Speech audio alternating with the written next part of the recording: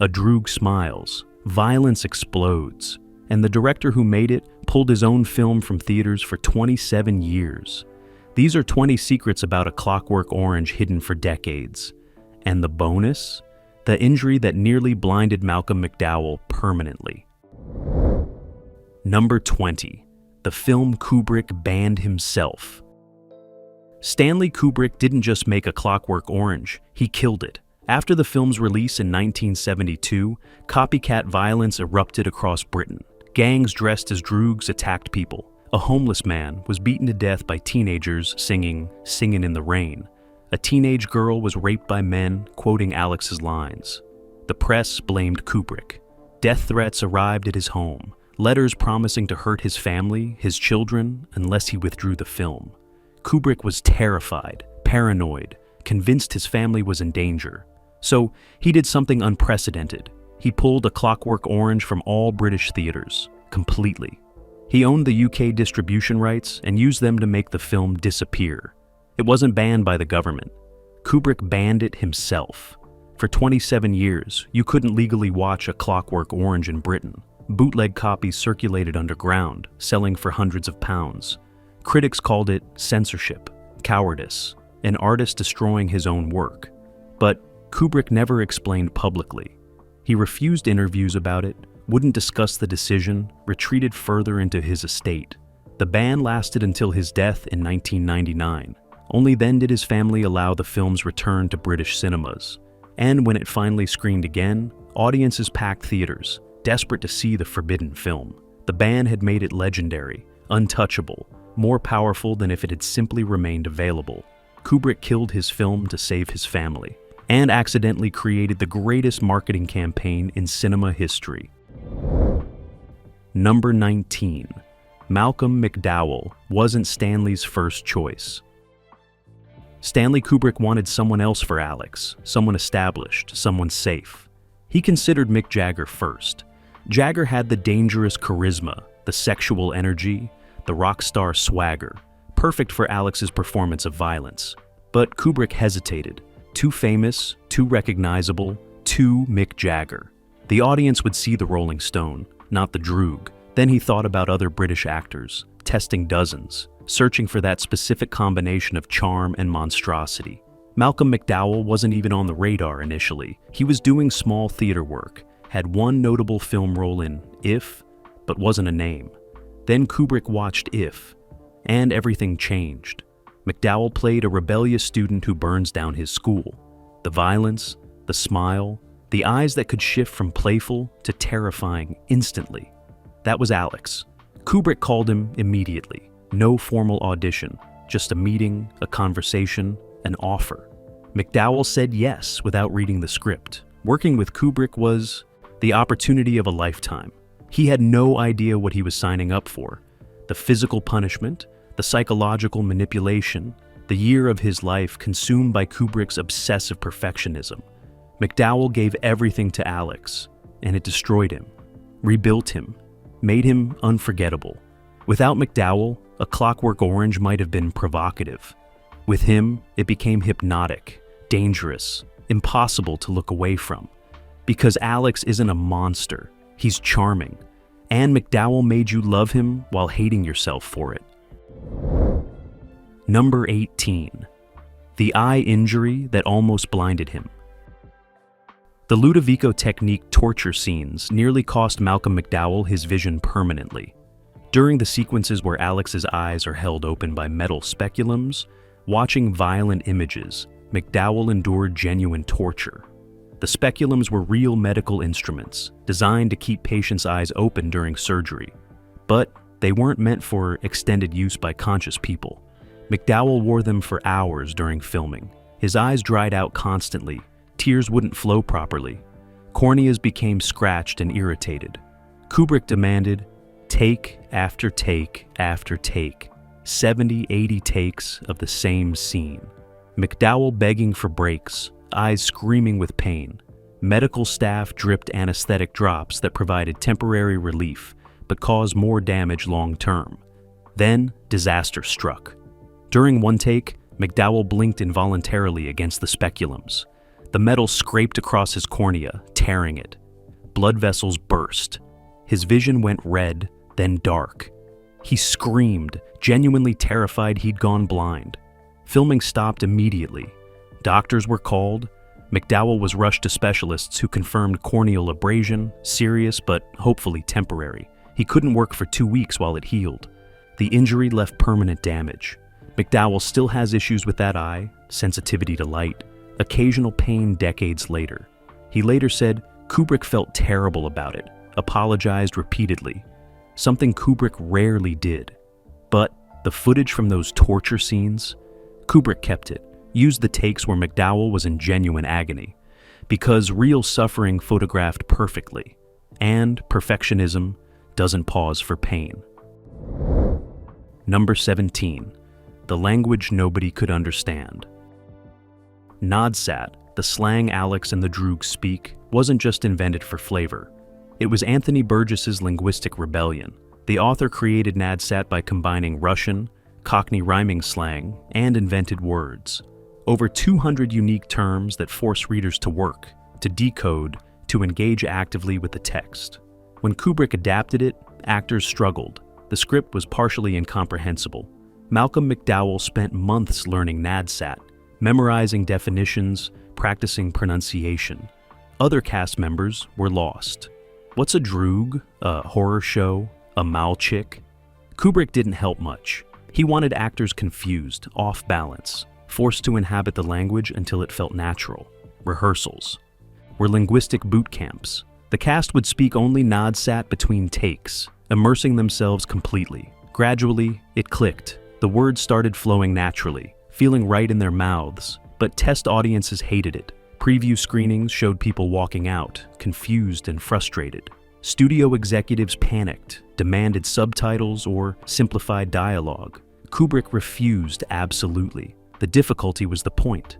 Nadsat creates distance, makes violence abstract, forces viewers to work for comprehension. If you don't understand every word, you're hearing violence the way Alex experiences it, as game, as art, as music, with unfamiliar lyrics. The language barrier makes us complicit. We're learning to speak Alex's language, thinking his thoughts, seeing through his eyes. And by the time we're fluent in Nadsat, we've been corrupted. That's the genius in the horror. Burgess and Kubrick didn't just show violence. They taught us its vocabulary, and vocabulary shapes reality.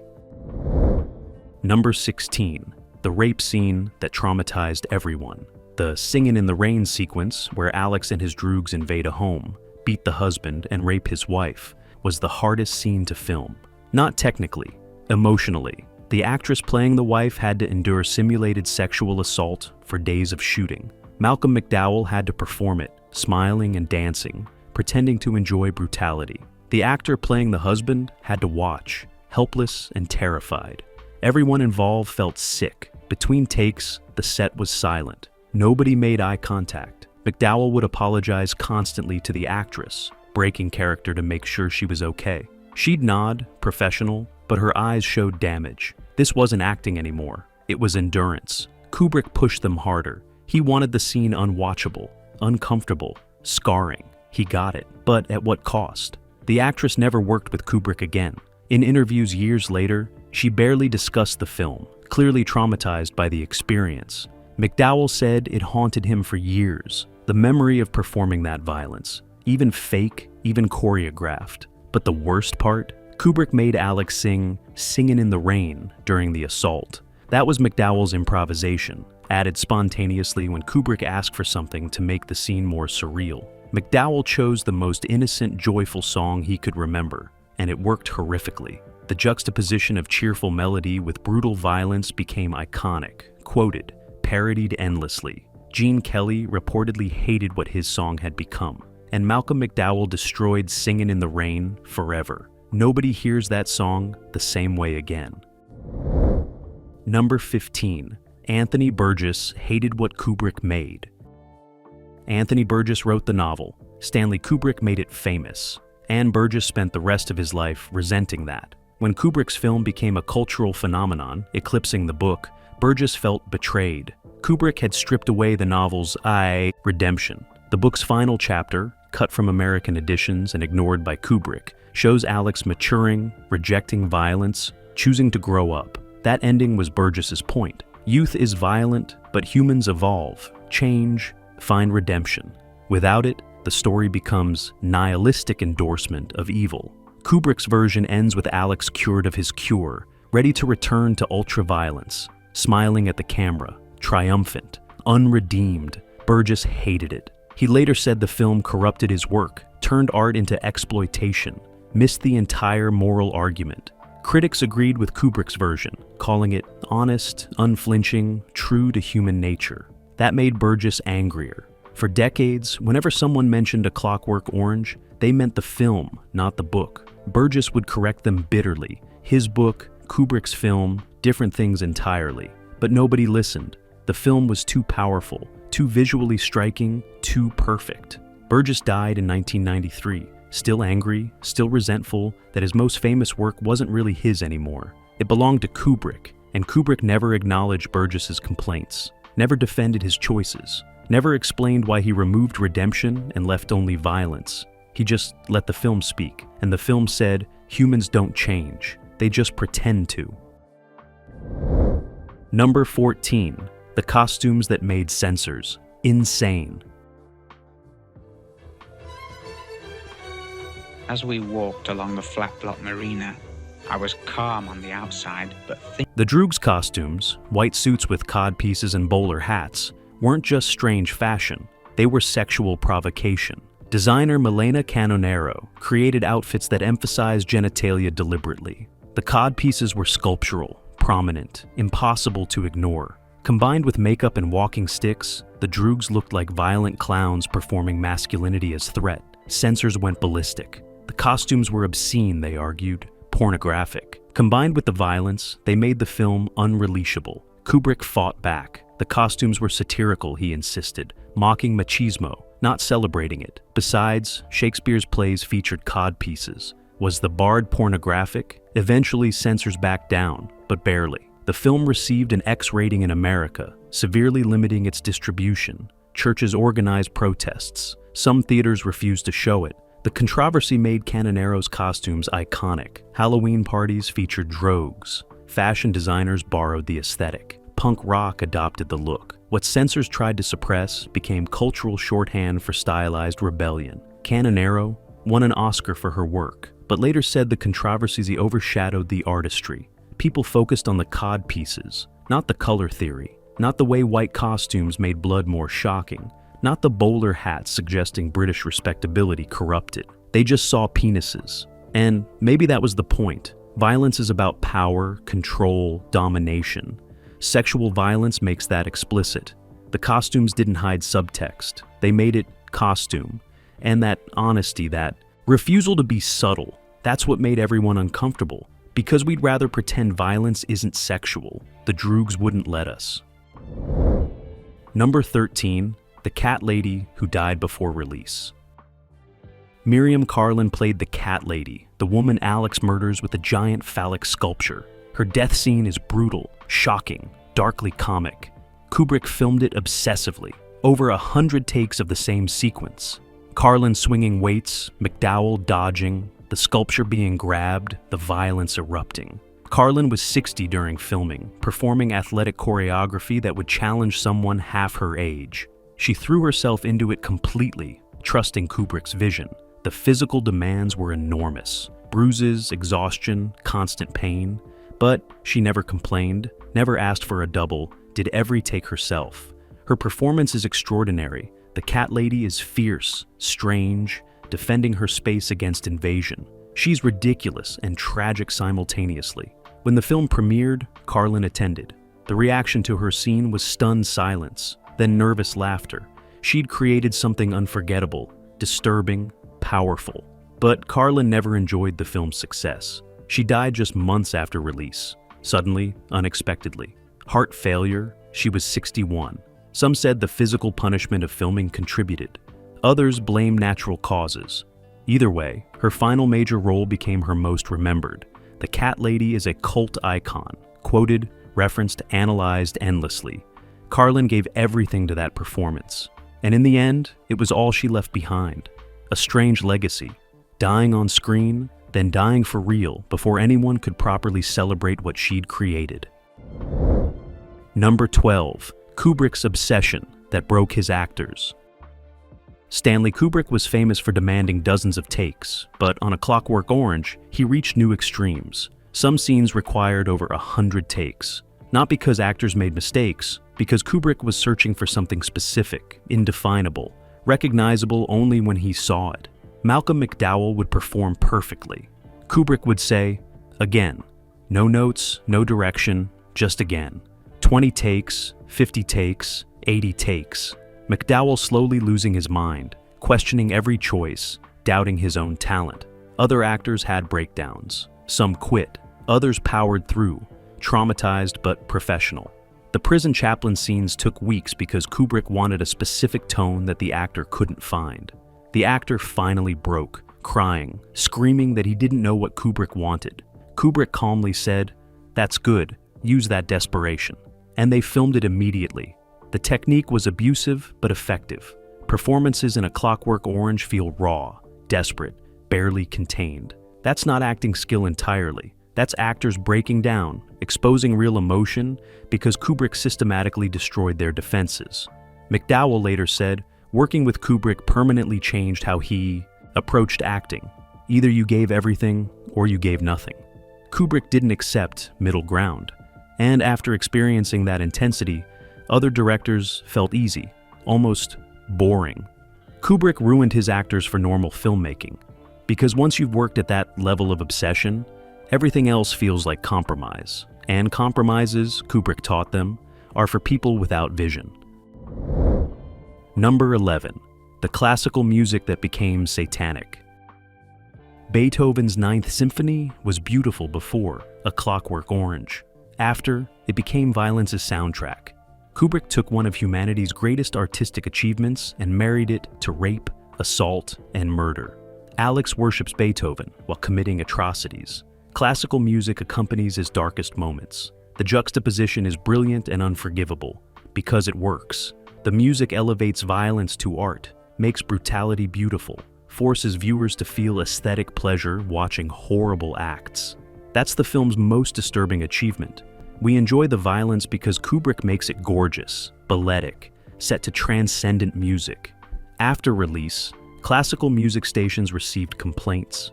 People couldn't hear Beethoven without thinking of Alex. The Ninth Symphony was tainted, corrupted, stolen by cinema, and used for evil. Music scholars debated whether Kubrick had destroyed Beethoven's legacy or honored it by proving art's amorality. Some argued music has no morality, just exists.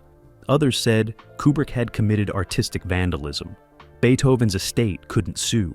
He'd been dead too long. But living composers refused Kubrick permission for future films, fearing similar treatment.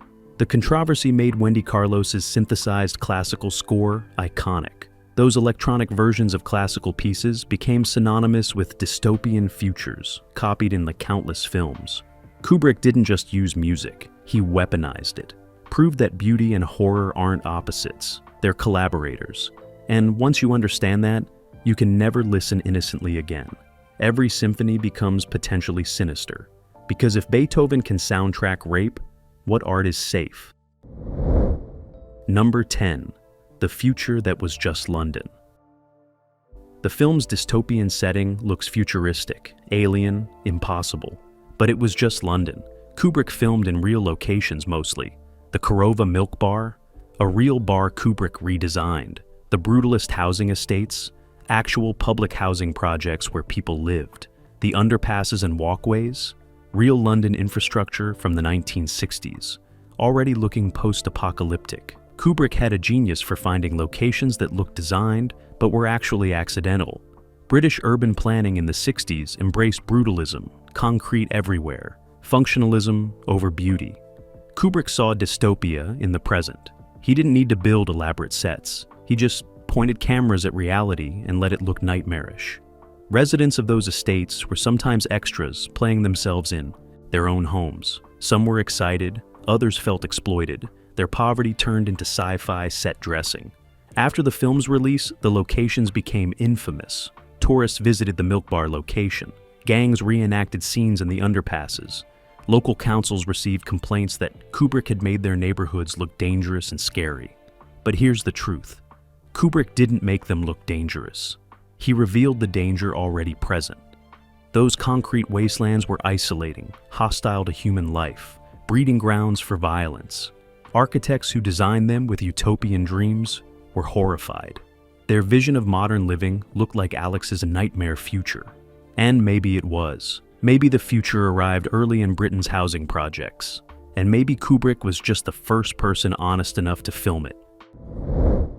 Number 9. The prison scenes that used real prisoners. Filming in an actual prison added authenticity, but it also added danger. Kubrick got permission to shoot in a working prison facility. Some scenes used real prisoners as extras, convicted criminals playing convicted criminals. The atmosphere was tense constantly. Guards monitored everything, nervous about weapons, riots, and escape attempts. Malcolm McDowell, surrounded by actual violent offenders, felt vulnerable. Some prisoners recognized him from other films. Others just stared, evaluating, threatening with silence. During breaks, prisoners would talk to McDowell, sharing stories, describing their crimes casually. He was terrified and fascinated. These were real Alexis, people who'd committed the violence his character performed, and they loved the script, thought Alex was cool, aspirational. That disturbed McDowell deeply. The character was supposed to be cautionary. Instead, real criminals saw him as hero. One prisoner told McDowell that A Clockwork Orange was the first time someone understood them, showed their perspective. McDowell didn't know how to respond. Was that good? Had they created dangerous propaganda? After those conversations, McDowell questioned the film's morality. Was showing violence stylishly irresponsible? Kubrick dismissed his concerns. Art doesn't have responsibility, he said, only honesty. But McDowell wasn't convinced. Using real prisoners blurred lines dangerously. They weren't actors pretending. They were criminals seeing themselves represented, celebrated even. When those prisoners eventually watched the film, some in rehabilitation programs, counselors reported troubling reactions. Identification with Alex, romanticizing their own violence. Exactly what Burgess and critics feared. The prison scenes added realism, but they also proved the film's most damning criticism. It made violence seductive, and dangerous people were watching. Number 8. The ending. Kubrick changed forever. My mind is a blank. And I'll smash your face for you, ya blockos. Anthony Burgess's original novel had 21 chapters. 21 because that's the age of maturity. The final chapter shows Alex growing up, rejecting the violence, choosing to create rather than destroy. It's redemptive, hopeful, human. American publishers cut it. Too soft, they decided. Audiences wanted darkness. Kubrick only read the American edition. He never knew about the real ending until after filming. When Burgess finally told him, Kubrick was unmoved. The redemption chapter was false, he argued. Wish fulfillment. Humans don't fundamentally change. Alex's violence is innate. Rehabilitation is conditioning, not transformation. Remove the conditioning, violence returns. That's honest. Burgess argued Kubrick missed the point entirely. The novel was about free will, the choice between good and evil. Without Chapter 21, it's nihilistic endorsement of violence. Kubrick disagreed. Making people uncomfortable is art's job. Comfort is propaganda. The debate never resolved. Kubrick's version ends with Alex fantasizing about violence while officials applaud his recovery. Cured. The final line? I was cured all right. Ironic, bitter, perfect. Audiences left theaters disturbed, unsettled, questioning everything. Some hated it. Others called it masterpiece. But nobody forgot it. If Kubrick had filmed the redemptive ending, A Clockwork Orange would be forgotten. A dated cautionary tale with a neat moral. Instead, it's timeless and troubling. Because Kubrick understood something Burgess didn't. Humans love thinking we can change. But mostly, we just get better at hiding who we've always been. That's not pessimism, that's truth. And truth doesn't need redemption chapters. Number 7. The death threats that never stopped. After Britain's copycat violence, Kubrick's family received death threats for years. Letters arrived weekly, sometimes daily, promising murder, rape, torture. Detailed descriptions of what would happen to his wife, his daughters. Some included photos of his home, proving the writers knew where he lived. Police investigated but caught nobody. Kubrick became paranoid, reclusive, terrified. He hired security, installed cameras, stopped leaving his estate unnecessarily. His daughters couldn't attend normal schools, too dangerous. They were educated privately, kept hidden, their lives constrained by their father's film. Kubrick blamed himself. He'd made something dangerous, released it into the world, and now his family paid the price. The guilt consumed him. He withdrew from public life almost entirely, gave no interviews, attended no premieres. A Clockwork Orange made him Howard Hughes, a genius locked in his mansion, afraid of the world he had helped create. Some threats were credible. Police took several seriously enough to post guards. One letter included bullets, another contained detailed plans for kidnapping one daughter. Kubrick never discussed the threats publicly, never acknowledged the fear, but colleagues noticed changes. He became controlling, suspicious, paranoid about information leaking. Scripts were guarded obsessively. Sets were closed completely. The warm, collaborative director became cold, distant, trusting no one. A Clockwork Orange didn't just change cinema. It changed Stanley Kubrick permanently. The price of making dangerous art was living dangerously forever, and he paid that price for 27 years until death finally made him safe. Number 6. Malcolm McDowell's career that never recovered. Playing Alex made Malcolm McDowell famous. It also typecast him permanently. After A Clockwork Orange, every role offered was violent, sadistic, disturbed. Directors only saw Alex. Casting directors wanted that performance repeated endlessly. McDowell tried to escape. He took different roles, played victims, heroes, normal people. Didn't matter. Audiences only saw the droog. His career stalled. The fame was isolating. People recognized him constantly, usually with fear or disgust. Walking down streets, strangers would yell, "Singin' in the rain," mockingly. Some would threaten him, confusing actor with character. One man attacked him in a pub, claiming McDowell had inspired violence against his sister. McDowell tried explaining it was just a role. The man didn't care. For years, McDowell resented A Clockwork Orange. It had given him everything and taken everything simultaneously. He was famous but unhireable, respected but feared, celebrated but isolated. Eventually, he made peace with it. He leaned into villain roles, built a career playing disturbed characters. If he couldn't escape Alex, he'd embrace him. Years later, McDowell admitted the role permanently changed him. Not just professionally, personally. Playing that violence, even fake, affected his psyche. He became more cynical, darker, less trusting. Some of Alex leaked into Malcolm. And you can't separate them anymore. Watch any McDowell performance, you see Alex hiding underneath. That smile, those eyes, that charm masking cruelty. He gave Kubrick everything, and Kubrick took it, used it, left him marked forever. That's the cost of perfect casting. The role and the actor merge, and neither survives unchanged. Number 5. The film that predicted reality. TV. A Clockwork. Orange's most prophetic element wasn't the violence. It was the spectacle. Alex's crimes become entertainment. His rehabilitation is televised. Officials use his suffering for political gain. The public watches eagerly, consuming tragedy as content. Sound familiar? Kubrick predicted reality television 30 years early. He saw that humans would eventually broadcast suffering for entertainment, that privacy would vanish, that humiliation would become commodity. The Ludovico treatment scenes are proto-reality TV. Alex, stripped of dignity, forced to perform degradation for an audience. Officials narrating his pain, explaining his reactions, turning torture into educational content. The public watches, fascinated and appalled, unable to look away. That's not science fiction anymore. That's television. That's social media. That's modern life. We watch people humiliated, constantly. Public shamings, cancellations, viral suffering. And we call it justice, accountability, necessary. But really, it's just entertainment. Kubrick knew. He understood humans' appetite for watching others suffer. A Clockwork Orange isn't about the 1970s or the future. It's about human nature, timeless and ugly. We pretend we've evolved. We haven't. We just have better cameras now.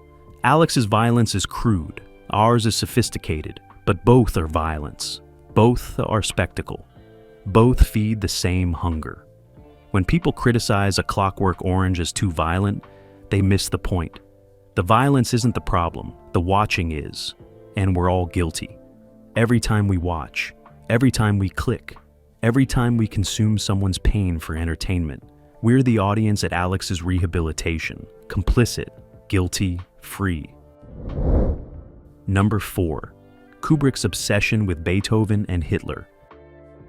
Stanley Kubrick researched disturbing connections between art appreciation and evil. How could Nazis listen to Beethoven while committing genocide? How could cultured, educated people embrace barbarism?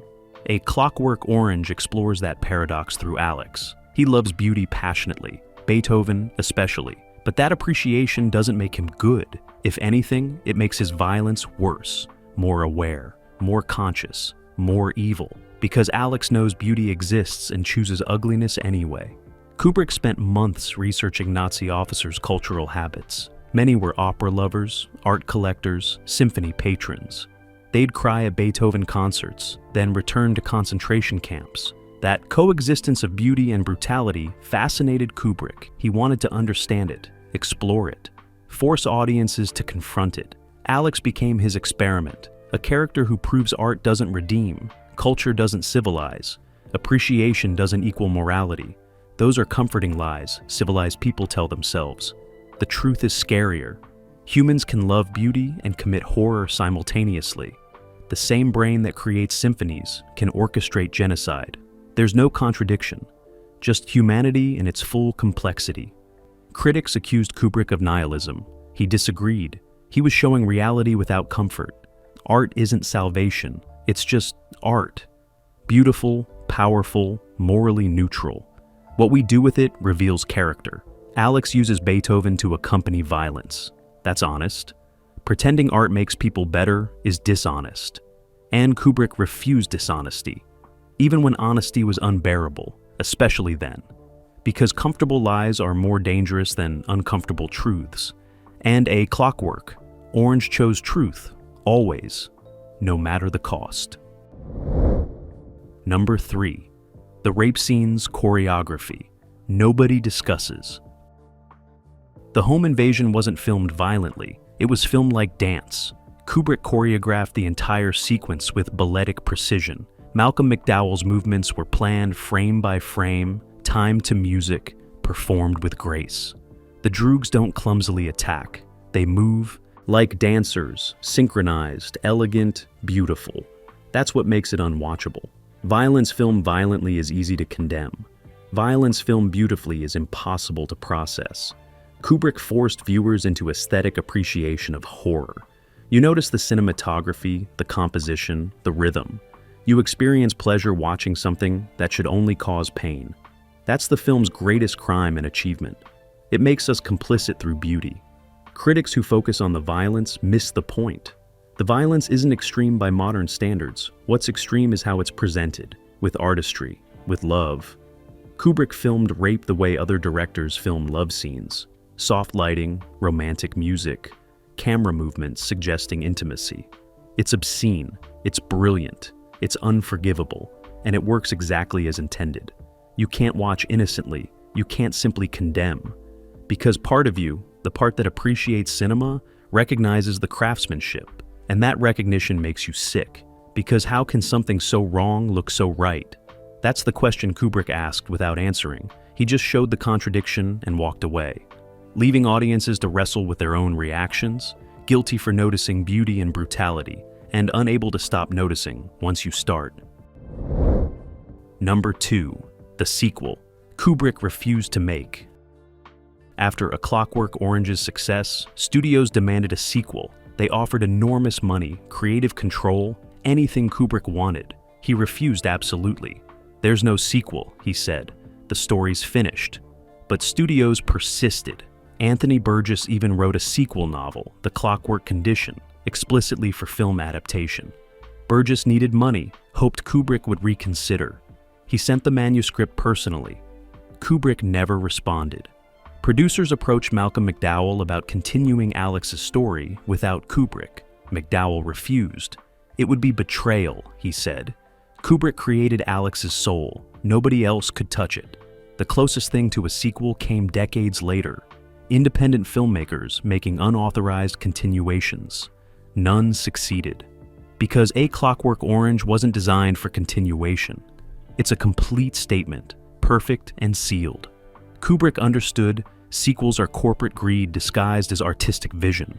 His film said everything necessary. More would dilute, corrupt, betray. Some stories deserve silence after. A Clockwork Orange earned its ending, and Kubrick protected it fiercely. He could have made millions. He chose integrity instead. That's rare in cinema. Most directors would have sold out, made the sequel, taken the money. Kubrick walked away, because great art knows when to stop. It doesn't explain, doesn't apologize, doesn't give audiences what they think they want. It gives them what they need, then disappears. And A Clockwork Orange disappeared perfectly, leaving questions, discomfort, controversy, and refusing to provide easy answers or convenient continuations. That's why it's immortal. That's why it matters. That's why Kubrick never made another. Number 1, the film that changed Stanley Kubrick forever. A Clockwork Orange was Stanley Kubrick's last public film. After it, he became ghost, recluse, myth. He made more movies, yes. Barry Lyndon, The Shining, Full Metal Jacket, Eyes Wide Shut. But he never appeared publicly again. Never gave interviews, never attended premieres, never left his estate unless absolutely necessary. A Clockwork Orange broke him, not artistically, personally. The death threats terrified him. The copycat violence haunted him. The knowledge that his art inspired real suffering destroyed something inside. He'd made films about humanity's darkness before. Dr. Strangelove mocked nuclear annihilation, but audiences laughed, understood satire. A Clockwork Orange was different. People didn't get it. Or worse, they got it wrong.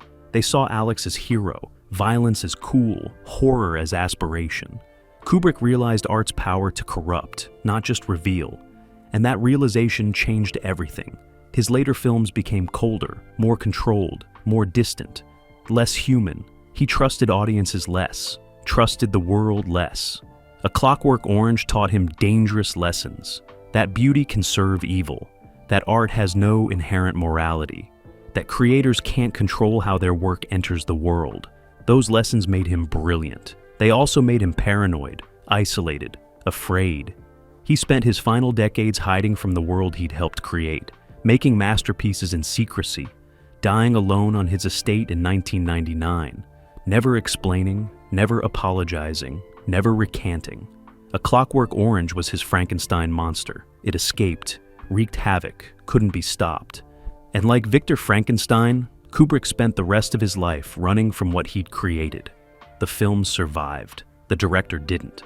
At least not the version who'd once been human. A Clockwork Orange didn't just push boundaries. It erased them, then filmed what lived beyond. Kubrick made something that hurt him, hurt audiences, changed cinema forever.